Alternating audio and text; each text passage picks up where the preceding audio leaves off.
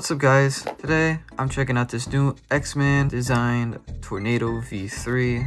X-Men is a sub-brand of, I believe, QiYi. It's pretty popular. It's definitely a dark horse when it comes to some of the top brands. I know Max Park has used it before. I've used one before. I believe I have. I think this is the X-Men Tornado V4. Pretty good cube. Wouldn't say it's was the best, but it is very capable. So I believe this one, I know it says V3 Premium Pioneer version. I'm trying to remember if this is like a different subset of theirs. I don't know, but this is a very highly anticipated cube, I believe, for some people, and I have it in my hands now, and I'm going to unbox it.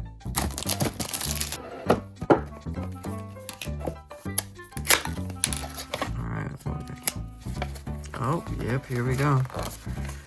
This happened, this was the same thing that happened with the other X-Men thing. They come with, when they do a tutorial, when they come with like the pamphlets, they also do a Rue tutorial. Which I think is, how do you put this back together? Which I think is really interesting, because obviously that is a different method that some people do use. You know me, I am a CFOP who uses a little bit of ZB and COLO, so I'm not one of those guys. But Rue has been on the rise when it comes to one-handed solves, so they definitely could be putting those in there for that. So I think this is just a simple tutorial.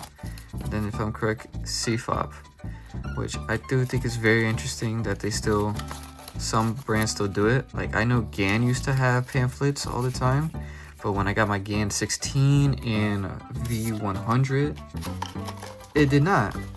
Granted, most of the users don't use CFOP anymore. Them little Chinese boys be doing ZB, the ZBLLs and all that stuff, you know. But I do think it was really interesting to have, you know, the method in the method pamphlets, whatever. How do you open it? Oh, there we go. Yeah, right off the bat, very shiny. X-Men's UV coatings always seem to be very shiny. Very similar to this X-Men Tornado V4. I think this is the Pioneer.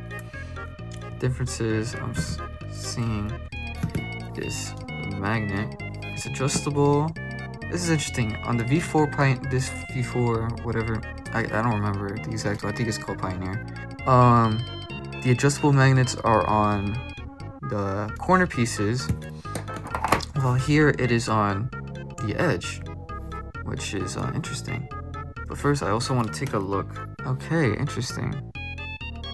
I know X-Men Design, they've done their due diligence when it comes to trying to make an easy tensioning system, and it's about the same as the old one. They like to do one where you can use your hands on it only, which is funny because, like, even with this one, I still sometimes use a screwdriver or something to help me, like this mini comb, so I can get this out and then move it, the tension. But I do think it is interesting that they are trying to give us give us the ability to tension the tool, tension the cube, without needing to have a special like tool or something in case you lose it, like how the GAN and MOYU has like the little, it was like they call it the axe. Some people call it the axe for tensioning, but it also has the tensioning for, let's say, if you have a cube that has tensioning for the corner pieces, like the super way long or the super out long. But let's do some first turns.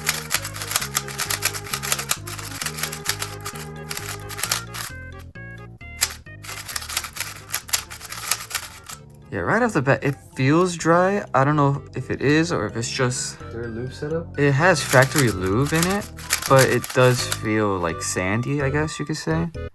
I don't know if you can see any lube on these corner pieces. There is.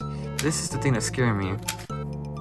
Maybe it's the tensioning being pretty tight, but stretching it out, it's pretty loose. So I do think that's interesting. Other than that, it feels good. Like, like, will I say it's better than, I don't know, maybe better than the Weilong V11? I wouldn't say so. Granted, this one is, I've had this one set up, holds most of my, it's held a lot of my records. I don't know, maybe with some setup it definitely can be really good, but it does feel a little bit iffy outside of the box. Other than that, but I don't know, I'll probably, ooh, I think a corner twisted. Interesting. But the magnets feel strong. I don't think I want to, I'll change it. I think it's at a strength that I like. I don't like too strong of a magnet pull, I guess you could say. I like it when it's a little bit noticeable to help you, you know, control the cube, but also make sure you can like do a double turn like that.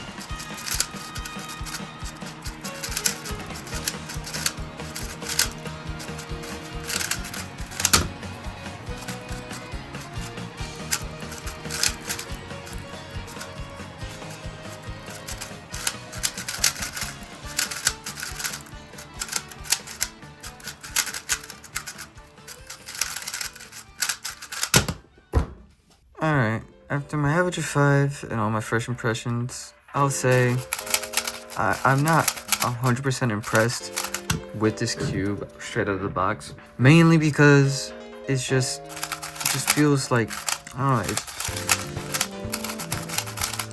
the corner cutting isn't that great.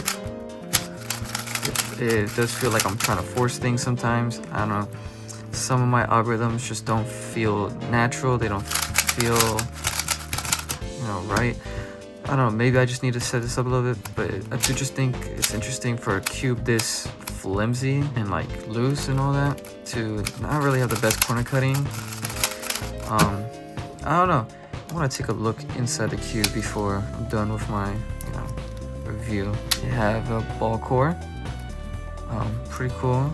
It kind of reminds me of MOYU's Weilong and Aolong. Only difference is I don't think they have any repelling edge magnets for that. This could be, you know, a great cube for someone, especially for like less intermediate solvers who are like around 15 seconds or something. We're trying to get faster than that. I do think with good setup it can be a pretty good cube, but straight out of the box it's not my best impression. But other than that, I say the price point is not that bad for it, though. If you are skeptical, probably go for the cheaper ones. I believe there's one that's matte finished, springs, but it has everything else. I don't know about the ball core, I'm not 100% sure. Then there's the one in between this one and that, the cheapest one, where I believe it's UV coated, but there's no maglev. I don't remember about the ball core at all either. And then there's this one. Honestly, not bad, but not great. But yeah, that's my review. Hopefully I got a lot more coming. I'll see you guys on the next one, and shout out to the Cubicle for supplying. See ya.